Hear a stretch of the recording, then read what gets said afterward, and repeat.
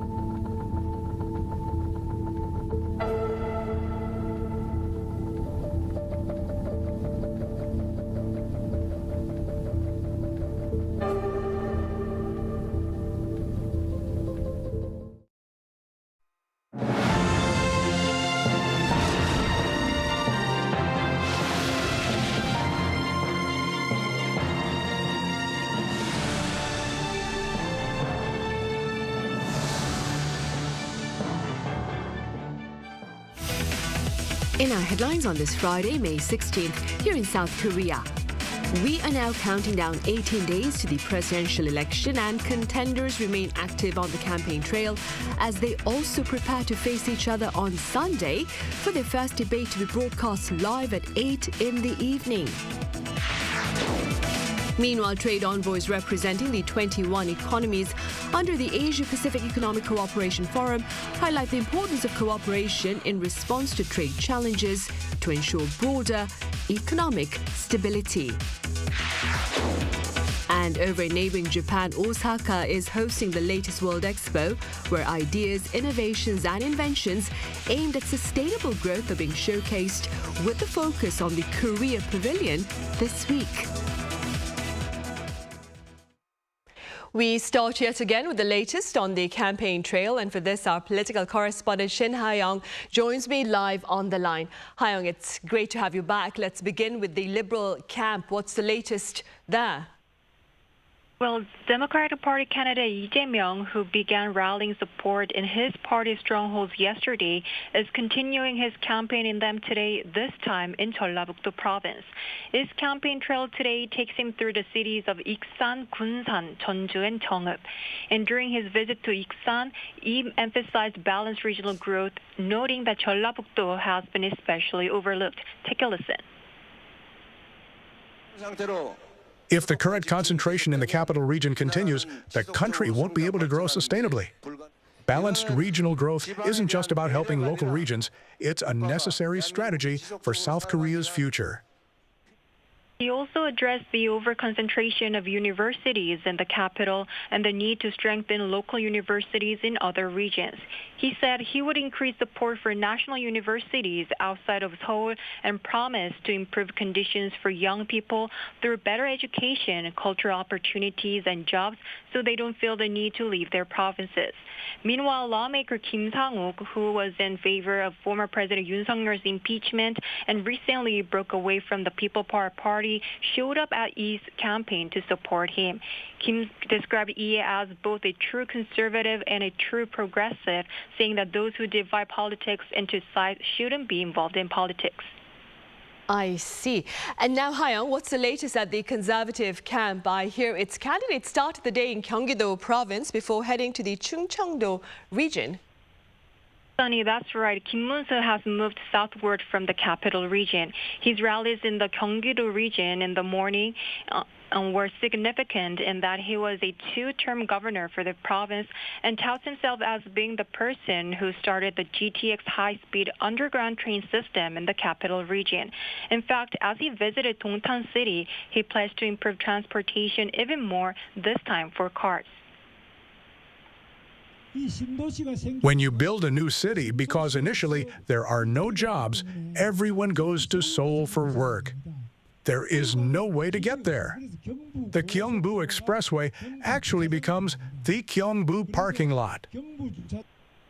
He pledged to construct 6 new beltways around the capital region. On top of this, the campaign revealed its pledge to expand the GTX lines, saying the lines currently being constructed will have additional stops built, and they will build similar models around the country for major metropolitan areas. And now he's currently in the Chungcheong-do region, rallying support there as well. And one major stop was Sejong City, and he pledged to finish this process of making Sejong the nation's administrative capital by sending the National Assembly there and having a second office for the president there too. That's all for now. Back to you, Sunny. All right, Hayoung, thank you for now, and do keep us posted. Staying on the campaign trail, Reform Party candidate Lee Jun-seok was in the central city of Cheonan today to consolidate support from conservatives there. He claimed the main Conservative Party's candidate cannot challenge his liberal counterpart and insisted his solid standing with young voters provides him with a strategic advantage. Meanwhile, earlier on this Friday, he also shared intentions to transform the southern port city of Busan into a global data hub with a strong legal framework in place against potential data breaches as feared by foreign firms. Trade envoys from the APEC forum have highlighted the importance of continued cooperation in response to challenges to ensure broader economic stability. Our correspondent Peun-ji files this report from the southern island of Jeju. Top trade officials from Asia-Pacific Economic Cooperation member states wrapped up their two-day meeting on Jeju Island on Friday, an event hosted by South Korea ahead of the APEC Leaders Summit later this year. South Korea's Minister for Trade, Sejong and Hangeul, who led the meeting, announced at a press conference that all 21 member nations have agreed on a joint statement, which includes adopting artificial intelligence into global trade and strengthening cooperation on supply chain issues. South Korea proposed the idea of the AI for Trade initiative, in which other APEC member states showed great interest and support. Member states agreed to continue cooperation on areas such as facilitating paperless trade, bridging digital divides, and creating strengthened digital infrastructure. In the joint statement, they also recognized the importance of the World Trade Organization as they share concerns on global trade risks. Meanwhile, much attention was drawn to a separate meeting between South Korea's Minister of Trade, Industry and Energy, An Deok-keun, and U.S. Trade Representative Jamieson Greer. The two officials last met in Washington 3 weeks ago when South Korea requested exemptions from reciprocal tariffs while offering cooperation on shipbuilding and energy. Both countries are currently working to produce a package of deals to remove new U.S. tariffs before the July 8th deadline, when the 90-day pause on reciprocal tariffs is lifted. So eyes are now on whether South Korea and the U.S. will be able to make further progress following Friday's talks. Peun-ji, Arirang News, Jeju. Meanwhile, Korea's finance ministry has maintained its concerns over the presence of economic headwinds at home and abroad and their broader impact on market growth. Our Park Chun-an has the latest. The Ministry of Economy and Finance assessed that downside pressures on the economy are continuing to grow for the 5th consecutive month. This assessment comes in the ministry's Green Book, a monthly report detailing the nation's economic trends. The ministry said a recovery of domestic demand, particularly in consumption and construction investment, has remained sluggish, while employment difficulties persist, especially in vulnerable sectors. It also noted that the Korean economy has been facing increasing downside pressures, including a slowdown in exports due to worsening external conditions following the imposition of U.S. tariffs. I think the tariff impact is there, and that's why we use the term export slowdown from April's data. We also saw some growth in exports to countries outside of the U.S. making the April export data less severe than the tariff effects might suggest. South Korea saw a dramatic decrease in construction investment from over a year ago. Investment in the first quarter of 2025 saw a year-on-year decline of 12.2%. In April 2025, there were about 28.9 million people employed, an increase of 194,000 from the same period last year. However, year-on-year manufacturing sector employment was down 124,000 last month, the largest drop in 6 years and 2 months. Employment challenges also persisted among the 15 to 29-year-old age group. The unemployment rate for young people in April stayed at 7.3%, continuing in the 7% range since February. To combat the slowdown in exports and to boost the country's industrial competitiveness, the ministry pledged to swiftly execute the necessary supplementary budget. The budget of 13.8 trillion won, or about $9.9 billion, will be used to bolster the job market, construction, and support for small businesses. Park Jun-han, Arirang News.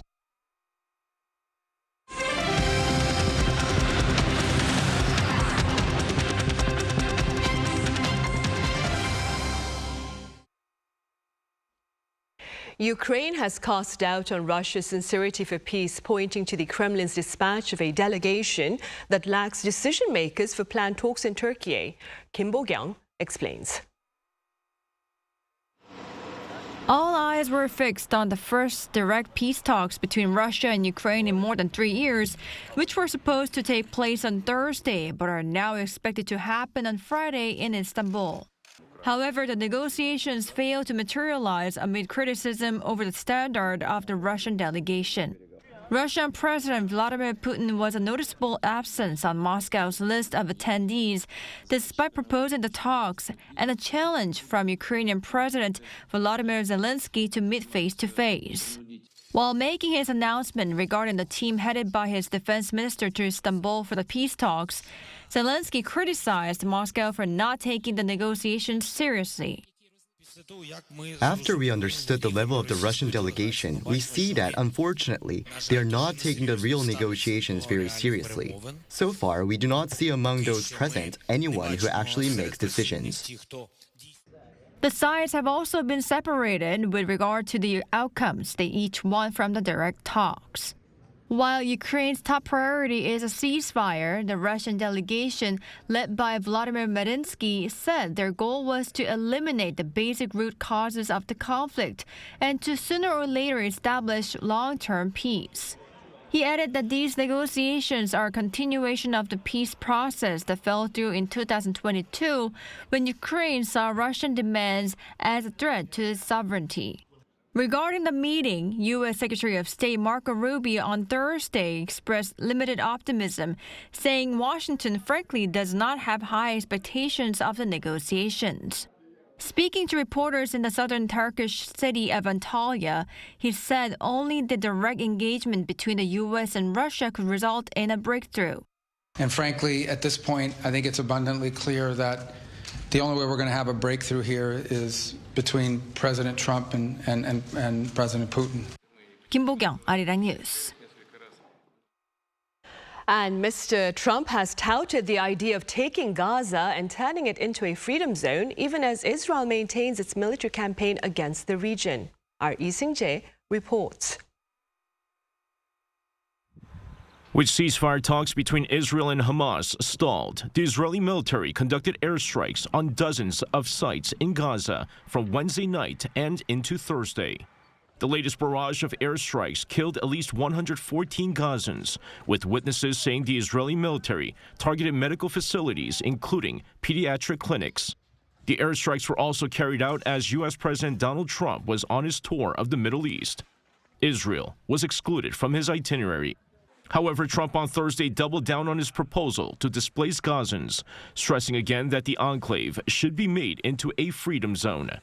Speaking to reporters after a roundtable with business leaders in Qatar, Trump said that Gaza has been a territory of death and destruction for many years, adding that the U.S. should get involved and make it a freedom zone. All Arab states have rejected his plans, with Hamas calling it ethnic cleansing. Meanwhile, Israeli media reported that ceasefire talks mediated by the U.S. have not made any progress due to differences in opinion between Israel and Hamas. 이승재, Arirang News. In other news, the latest global showcase of ideas, innovations and inventions is underway in Osaka, Japan, and this week the spotlight is on South Korea. Our culture correspondent Jin was there. Every 5 years, the world comes together for the World Expo, a global stage for ideas, innovation, and cultural exchanges. This is where revolutionary inventions like the elevator, telephone, and electric car were first introduced. Now, 55 years after hosting Asia's first ever World Expo, this global event has returned to Osaka, Japan. Each World Expo centers on a main theme. Expo 2025 Osaka Kansai is designing future society for our lives with 3 sub-themes: saving lives, empowering lives, and connecting lives. Among the more than 150 participating countries is South Korea, showcasing its culture, technology, and vision for tomorrow. So this 3-story building you're seeing right now is the Korea Pavilion for the 2025 Osaka World Expo, open until October 13th. The Korea Pavilion's theme, With Hearts, embodies a message of harmony and human connection. We wanted to create a space that connects Korea with the world, the past with the present and future, blending tradition, culture, and cutting-edge technology. Visitors to the Korea Pavilion go through 3 exhibition halls with up to 100 people allowed in at a time. At the entrance, guests are asked what they value most in life. Their responses are turned into music using AI and played in a room surrounded by synchronized lights, creating a symphony of shared values. In the next hall, you get to engage with green hydrogen technology. By blowing into a pipe, oxygen combines with hydrogen fuel cells to generate electricity visibly demonstrated through falling bubbles. The final space is an immersive 3-sided cinema. Set in the year 2040, it follows a high school student using future tech to complete a musical score left by her grandfather in 2025. It's been a month since we opened, and we're averaging 12,000 visitors per day. With a target of 1.2 million, we expect to surpass that easily. Among all the country pavilions, Korea's is consistently ranking among the most popular. While pavilions will stay open throughout the expo, each country also has a dedicated national day to take the spotlight. South Korea marked May 13th as its National Day and launched a 5-day Korea Week. The celebration began with a recreation of the Choson Tongsinsa, diplomatic envoys who traveled to Japan centuries ago to build peace and take part in cultural exchanges. A hanbok fashion show followed, introducing traditional and modern Korean dresses inspired by spring flowers. In both Korea and Japan, spring is the time to enjoy flowers. We thought, why not express that excitement through hanbok? I've felt a strong eco-friendly spirit here. Hanbok, too, is created with sustainability in mind. So there's a meaningful connection between our clothes and the values of this expo. Korean singer K-Will performed in the K-Live concert, and the K-Beauty show introduced the latest trends and tips in makeup. 팔자 주름, 우리 많이 여성분들 많이 고민하시는 부위 있죠? 이 부분이랑 머리카락이 쉽게 닿는 부분, 이런 부분들은 좀 피니싱 파우더를 써서 좀 더 유지력 있게 고정을 해주시면. And to further foster goodwill, the Culture Ministry and Korea Tourism Organization appointed Japanese actor Kentaro Sakaguchi as this year's honorary ambassador for Korea tourism. At first, I wasn't sure I was the right person, but after working on Korean dramas and projects, I realized I might be able to contribute in my own way. Even with cultural or language differences, I'd be honored to serve as a bridge between our two countries. Just like this, Expo 2025 Osaka Kansai is a stage where the international community can connect and shape a shared future. 송유진, Arirang News, Osaka. Yesterday, that was May 15th, Korea marked Teachers' Day, and among the teachers celebrated was King Sejong, who created Hangeul. Our Choi Soo-young has details. People press a seal engraved with Korean letters, Hangeul. They also tried printing Hangul, made up of consonants and vowels, by themselves. This is Hunminjeongum, the original Hangul created in 1443.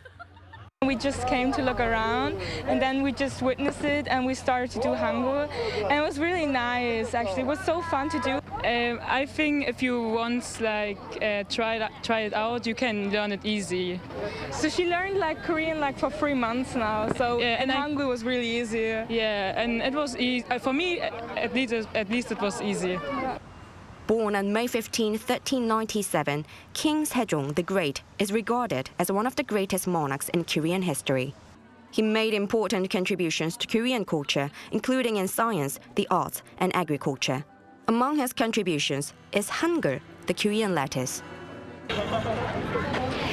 May 15th is National Teachers' Day. Last year, the government also designated as a day to celebrate the anniversary of the birth of King Sejong, the teacher of the Korean nation, and honor his achievements. The first official celebration of the newly designated day was held at Gyeongbokgung Palace on Thursday. Many events were held to revive the significance of Hangul's creation and his legacy. Modern Hangul, made up of 24 letters, is easy to learn and has a unique design. As Korean culture spreads around the world, more people are interested in learning it. Thanks to the global popularity of K-content, Hangul is gaining attention worldwide. Its simple shapes and small number of characters make it easy to learn, so many people want to study it. But Hangul is more than just a writing system. Its unique design is also admired globally as a form of visual art. More than 6 centuries since his birth, King Sejong's legacy spreads across the world through Hangul. Sejong, Arirang News. On the K-pop front, BTS's Jin has just released his second solo album. Expo was released earlier on this Friday afternoon and includes 7 tracks in total. Now, Jin spoke about his mini-album about a month ago, saying it shares a musician's view of universal life experiences. Expo follows last November's release of his debut solo, Happy, which hit number 4 on the Billboard 200 chart. Friday's album release comes about a year after his discharge from the military last summer.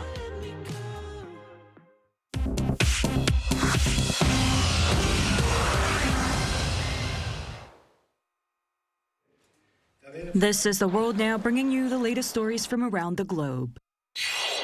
In the U.S., the Supreme Court began hearing arguments concerning President Donald Trump's executive order aimed at ending birthright citizenship for children born in the United States to undocumented or temporary immigrant parents.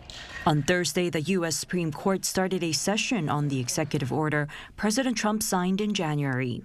Trump's order seeks to reinterpret the 14th Amendment's citizenship clause and would deny automatic citizenship to children born on U.S. soil unless at least one parent is a U.S. citizen or lawful permanent resident. The directive faced legal challenges from 22 states and civil rights groups, with several federal judges issuing nationwide injunctions to stop its enforcement. The case taken by the Supreme Court centers on whether lower courts have the authority to issue such injunctions. During the session, justices' opinions were divided, with arguments saying that allowing the injunctions may overextend judicial authority, whereas limiting the injunctions could lead to an inconsistency of laws across states. Meanwhile, protests occurred outside the courthouse, where demonstrators voiced support for birthright citizenship. The Supreme Court's decision is expected by the end of June. In Europe, the United Kingdom and Germany have announced a collaborative effort to boost Europe's self-defense by developing a new long-range precision strike weapon. On Thursday local time, British Defense Secretary John Healey and his German counterpart Boris Pistorius met in Berlin to sign an agreement for the joint development of a deep precision strike missile system. The weapon is designed to have a range exceeding 2,000 kilometers. The plan comes under the Trinity House Agreement on bilateral defense cooperation signed in October 2024. It aims to reduce Europe's reliance on external defense support and address security situations such as the ongoing war in Ukraine. Joint procurement programs to counter undersea threats have also been agreed upon. Minister Healey stated that both nations are dedicated to making progress, not just making promises. In Brazil, a dye spill accident occurred on Tuesday in Sao Paulo's Jardim das Tulipas neighborhood, approximately 75 kilometers from the central city. According to authorities, some 5,000 liters of chemical dye spilled after a transport truck crashed, contaminating local streets and entering a nearby creek through a manhole. The blue dye changed the colors of the waters and ducks in the area, and some fish were found dead in a lake. Cleanup operations began immediately. However, investigations have begun to assess the environmental impact of the incident. The new pope is expected to move into the official papal residence, an apartment on the top floor of the Apostolic Palace, according to an Italian media report on Thursday. Pope Leo XIV, the first American-born pontiff, had reopened the traditional papal apartments on May 11th, which had been sealed following the late Pope Francis' death. Pope Leo's decision is a departure from his predecessor's choice to live in the Casa Santa Marta guest house and a return to long-standing papal customs. The Apostolic Palace apartments, unused since 2013, have nearly a dozen rooms, including a study, library, and private chapel. 최지희, Arirang News.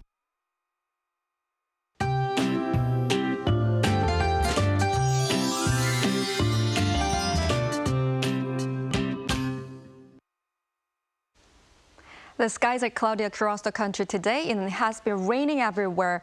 In particular, heavy rain of 20 to 30 millimeters per hour is pouring until tonight on the south coast and Jeju Island.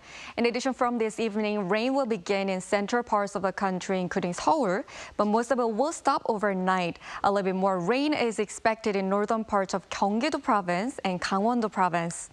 The heat seems to have subsided due to the rain. After the rain stops, the temperatures will start to rise.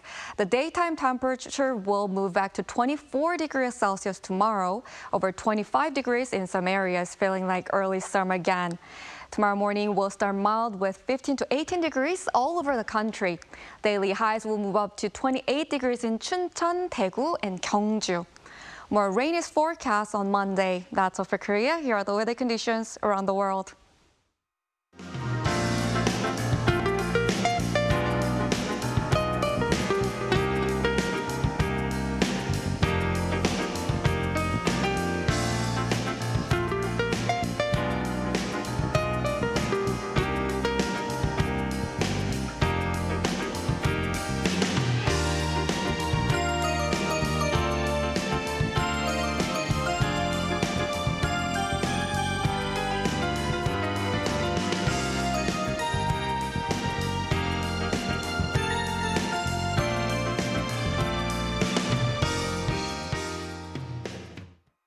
Right, those are the headlines at this hour here in South Korea. Our panel session with members of the foreign media is coming up next.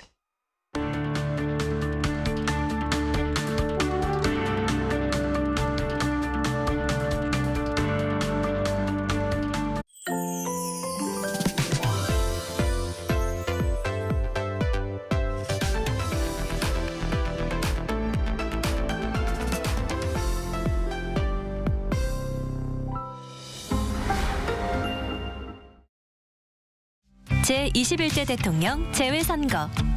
세계 어느 곳에 있어도 내가 국가대표라는 마음으로 누구보다 땀 흘리죠.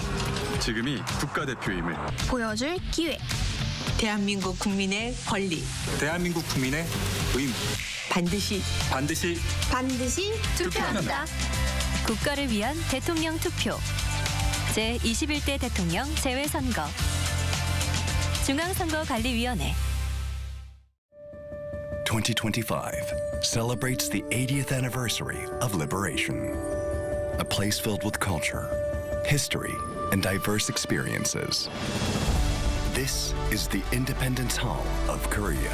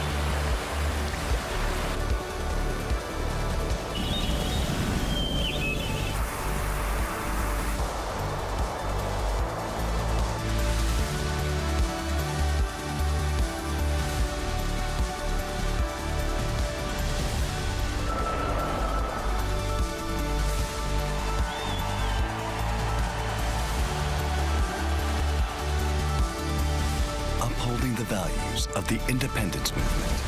And together with the whole nation, we will make Korea great. The Independence Hall of Korea.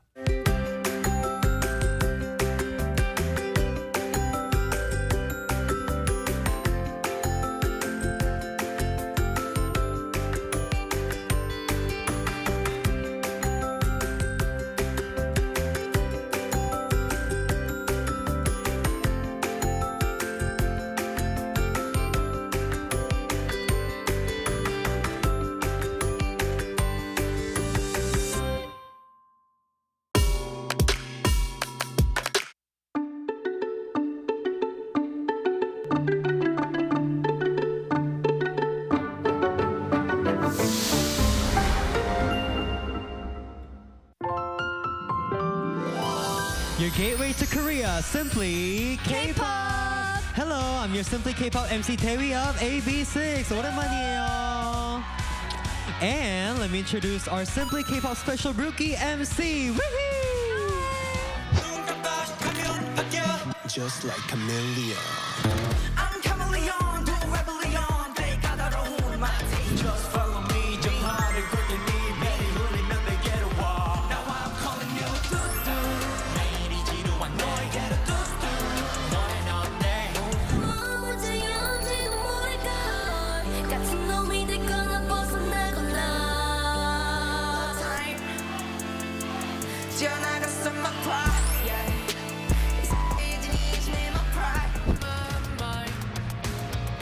I just wanna get her attention.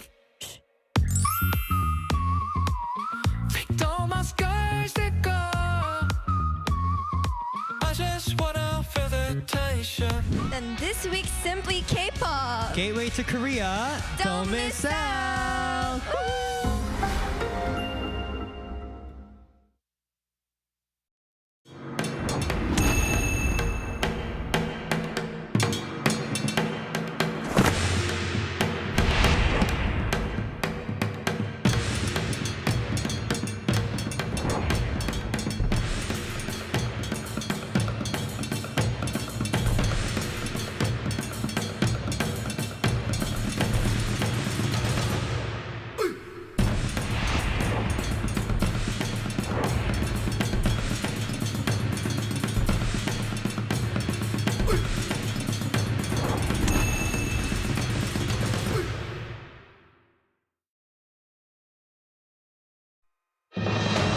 Trade delegates from the Asia-Pacific region addressed broader economic concerns amid the presence of higher U.S. tariffs in the southern Korean island of Jeju.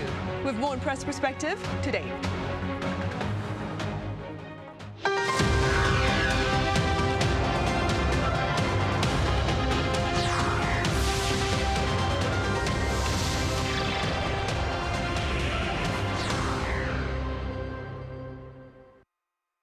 Hello and welcome to Press Perspective for this Friday, May 16th here in Seoul. I'm Min San-hee. Trade envoys representing the 21 economies under the Asia-Pacific Economic Cooperation Forum touched upon trade here in Korea amid the Trump administration's tariff campaign. For more on this, I have Stephen Borwick with Japanese weekly news magazine Nikkei Asia here in the studio. Stephen, as always, thank you for being here. Nice to be back. I also have independent journalist Jessica Stone joining our talk live from Washington, D.C. Jessica, it's a pleasure to have you with us. Good evening. Right, Stephen, we will start here in the studio. Trade delegates, as I mentioned in the short clip from the Asia-Pacific region, addressed economic concerns in the southern island of Jeju starting yesterday. They ended their talks today, that is Friday. What's the latest on that front? Well, this is an annual meeting, but it has some added significance this year in that it's the first major multilateral trade forum since the imposition of tariffs by the Trump administration in the U.S. And there was quite a bit of uncertainty as to whether or not the participating members would be able to reach a kind of joint statement. They did reach a joint statement. Looking through it, it's perhaps not surprising that it's kind of short on specifics. So what it does highlight is the fundamental challenges that they are identifying in the current trade order. And they're saying all the kinds of the sort of right things about wanting to work together to address these on a multilateral level. and agreeing on the primacy of APEC as a main forum for economic regional cooperation and expressing support for the role of the World Trade Organization. And this is all, I mean, this is all the kind of things that come out of these big meetings where, 21 members may not agree on specific things that they're going to do, but they will agree on a certain spirit, a certain format, and things to that nature. So, I mean, we could also say that this is perhaps a bit disappointing because if the takeaway from this is that they recognize the fundamental challenges, surely they were aware of the challenges before they all sat down to meet. And this is all a bit open-ended. But I guess we have to just recognize this as just one step in what I'm sure will be a long and a difficult process towards navigating a new and very uncertain global trading order. Staying with that, Stephen, on the sidelines of the APEC trade talks, Trade, Industry and Energy Minister An Dok-keun sat down with U.S. Trade Representative Jamieson Greer to talk about, of course, tariffs. What are we hearing about that particular meeting? This meeting, of course, follows the one that we had back on Thursday between Chung In-gyo and Jamieson Greer as well. Yes, well, we don't know much about An's meeting just because of it's taking place on the same day that we're talking right now. So, but Chung said a few things that I thought were interesting. And one of the things that he highlighted was the difficulty of responding to these tariffs on a kind of multilateral level because each of these countries is facing a very different scenario.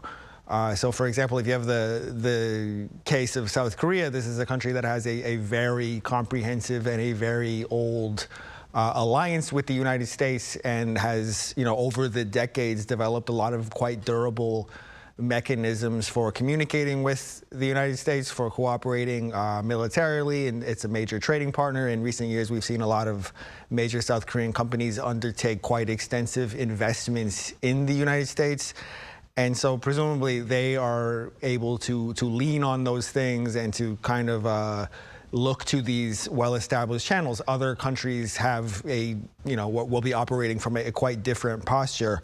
The Financial Times had some interesting reporting out today about another U.S. ally in East Asia, Japan.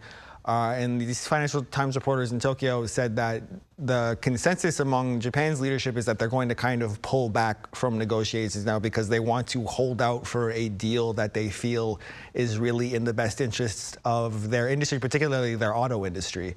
And so they cite Japanese officials as saying that the auto industry is their main area of trade with the U.S. And unless they can get the deal that they feel works for the Japanese auto industry, that they're going to kind of hold off for now. And so that's just one example of the kind of diversity that we're going to see among these APEC members and of any country that's trying to get access to the U.S. consumer market.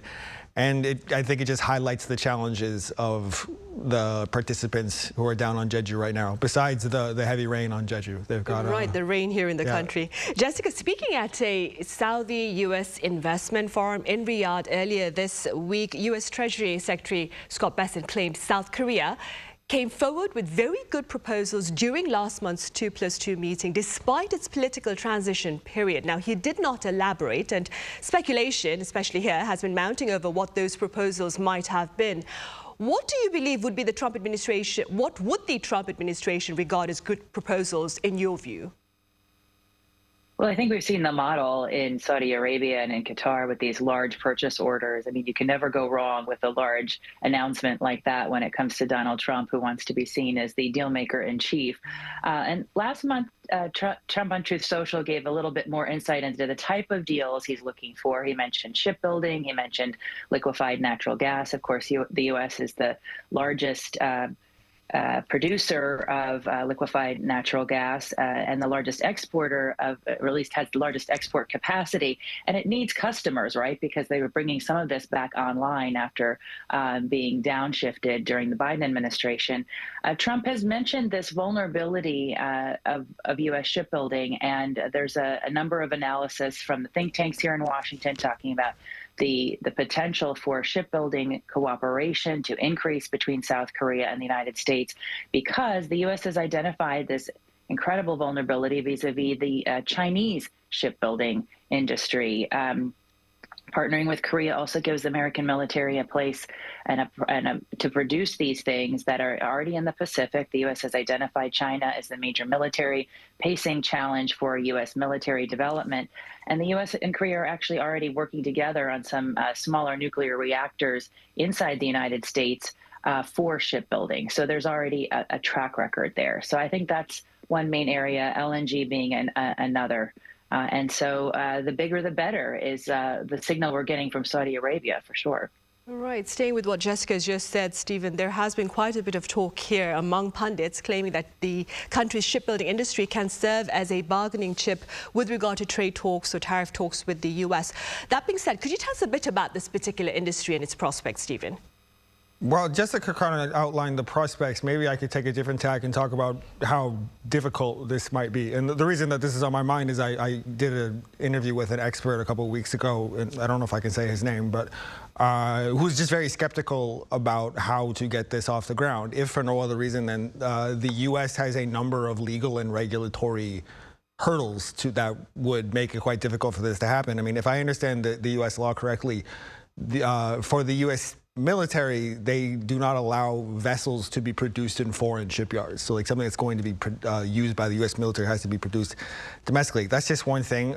If you're going to revive shipyards in the United States, you face a real hurdle when it comes to having the right kind of skilled labor, just because shipyards have been operating at a very, very diminished capacity in the U.S. compared to what they once were. Shipyards require having large numbers of welders and other kinds of skilled tradespeople. And to undertake this kind of work in the U.S., you would need to have a very large training program to have enough people who are able to do that. Labor costs in the U.S. are also quite high.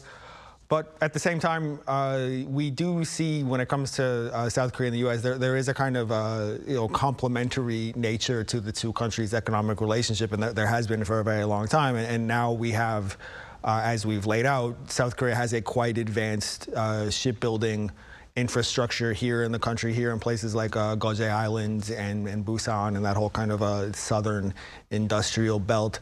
So there's no reason to believe that the two sides would not be able to cooperate in this area, and that this is, at the very least, while we are on the level of dialogue, I think it makes a lot of sense for both sides to attempt to home in on areas that are potentially complementary. But looking down the road, there does seem to be a number of hurdles towards actually making this kind of cooperation happen. Right. Right then, in response to the concerns raised by Steve and Jessica, I understand that U.S. lawmakers across the aisle stand together, if you will, with regard to rebuilding America's shipbuilding industry. Could you tell us a bit about their joint effort on this front and the reason behind the common ground, as well as, of course, its broader implications? Yeah, and I was just looking through some of the talking points and the highlights of the shipbuilding law that's been introduced by Congress, the SHIPS Act. It was reintroduced in both the House and the Senate, and the goal is to build 250 ships in 10 years, in line with the executive order from the U.S. president that was issued last month. It does have bipartisan support, but I think it's going to be important to go back through those details, given some of the skepticism that Stephen has mentioned, because it does look to be largely a law that is about bringing shipbuilding to the United States, to his point, to get around some of those regulatory hurdles. But this whole issue really takes on a sense of urgency in light of the mismatch between the U.S. and China. And it's possible that what the U.S. is really looking for is to bring a lot of the shipbuilding know-how from Korea into the United States. We've certainly seen that with some of the auto investments and other types of technology investments from Korean industry in the United States. So perhaps that's the path forward in terms of shipbuilding in particular. Right. And despite the competition between China and the U.S., Jessica, recently they agreed to slash bilateral tariffs following talks in Geneva last weekend, I believe. What has been the response to this particular development there in the U.S.? Well, it's not taking the pressure off major retailers. I mean, we saw this week this huge announcement of Walmart, the country's biggest retailer, saying that it's still going to have to raise prices.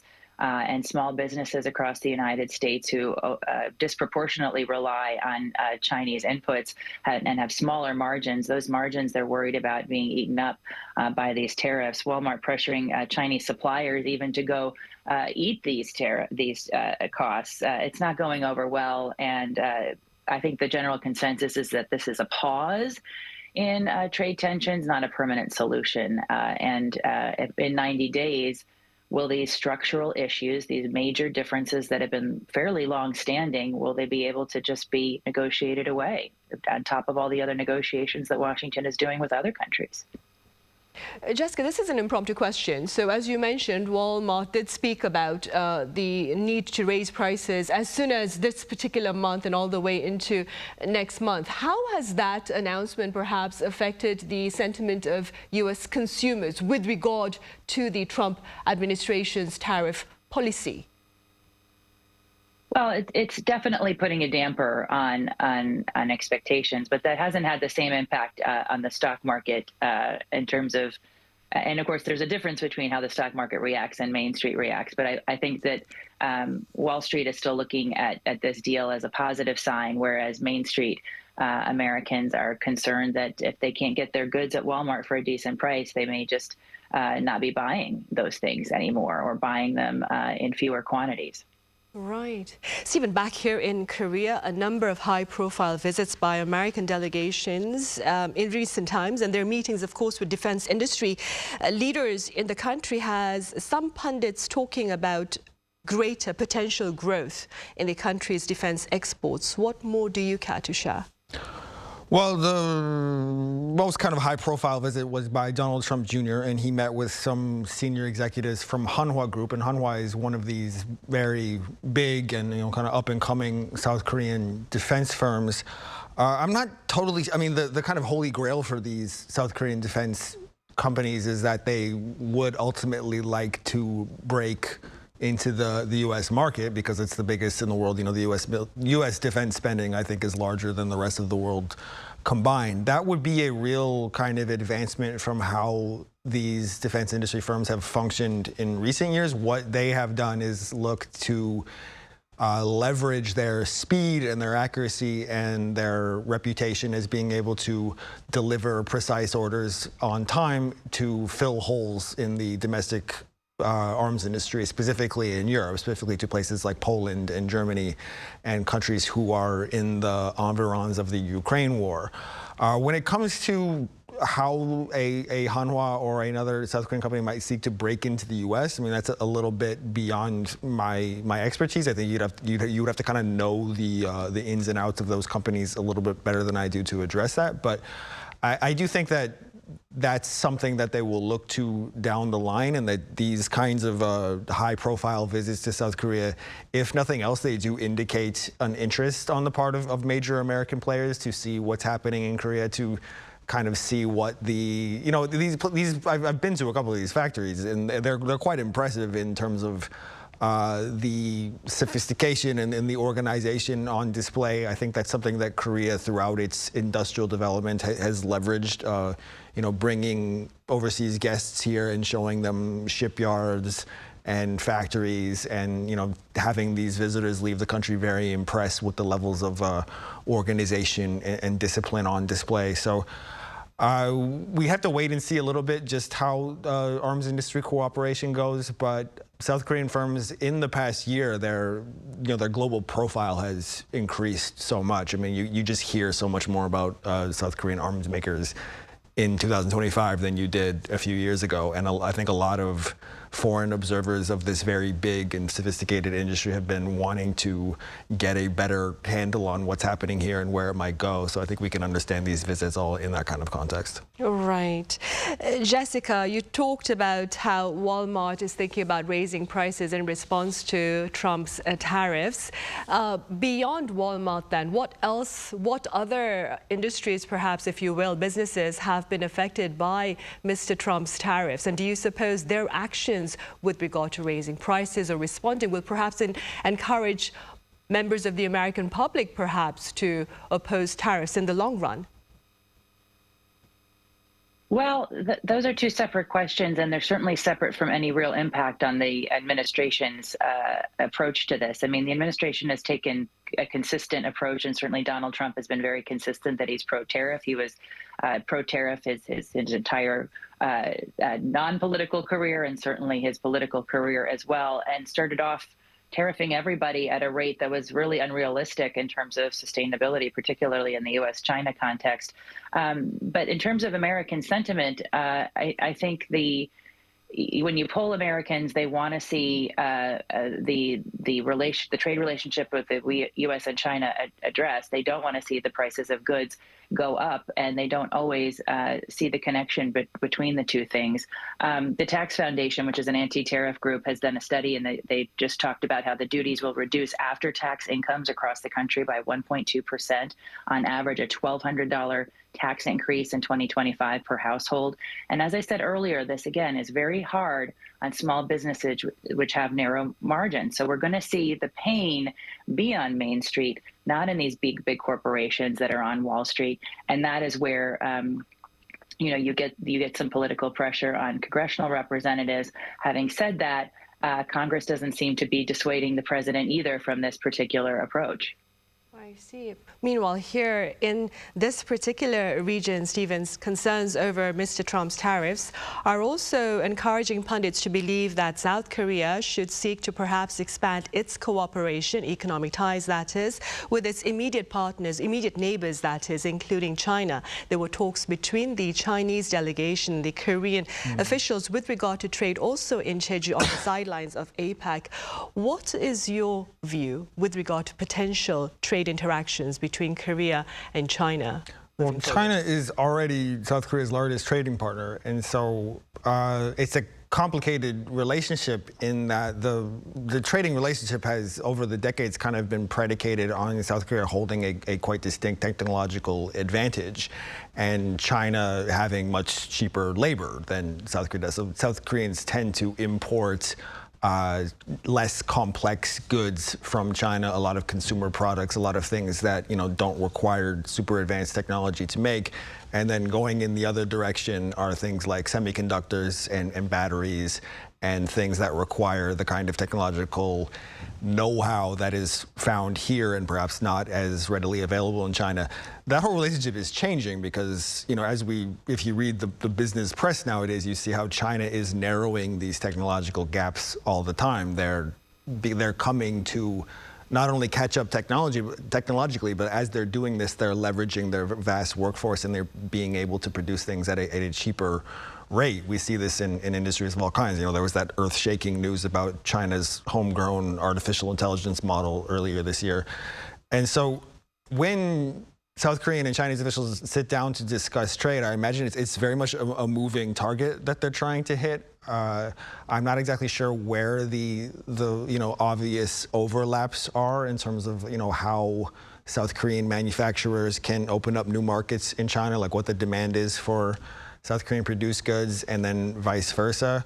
The policymakers in those two countries and in every country are going to have to decide, do they try to wait out this tariff thing? Do they treat this as a temporary phenomenon, or do they treat this as a very long-term or perhaps even permanent reordering of the trading order? Do they seek to produce more things domestically instead of having to import them, or do they turn to other areas for potential economic growth? I mean, the context of this in Korea is that we are now in the midst of an election season where the big issue that's on everybody's mind beyond just basic political stability is how to address the weak economy, how to address slow growth, how to bring more vitality to Korean main streets. And in recent years, as I've been writing about the economy here, there's always been this kind of duality where you have this one part of the economy that's doing super well that's export-based, and it's exports of chips, exports of other advanced goods are doing really well. We saw some pretty alarming export data just recently of South Korean exports having been down quite significantly so far this month.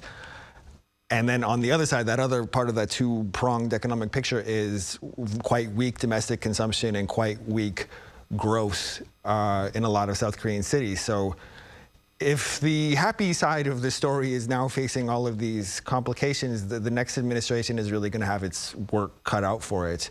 So I imagine that whoever's in charge will be wanting to hold discussions with major economies like China and Japan and the US to try to seek solutions wherever those solutions might be.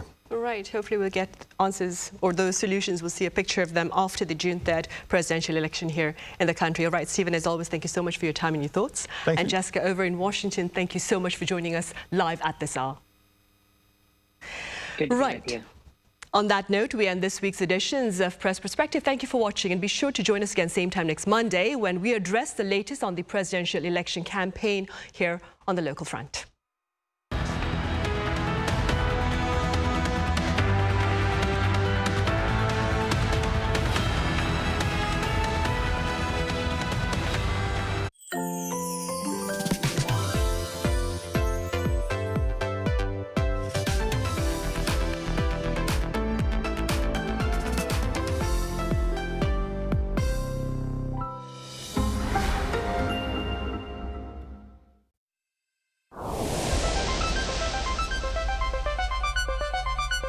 저희가 매일매일 자동차를 타고 일상생활에서도 쉽게 사용을 하는데 그런 자동차에서 타이어는 계속해서 버려지고 있거든요. 전 세계적으로 10억 개 이상 버려지고 있는데 특히 소각 처리될 경우에는 대기오염 물질들이 여러 가지가 나오게 되고 매립됐을 때는 지하수나 토양오염 물질들이 많이 방출되게 됩니다.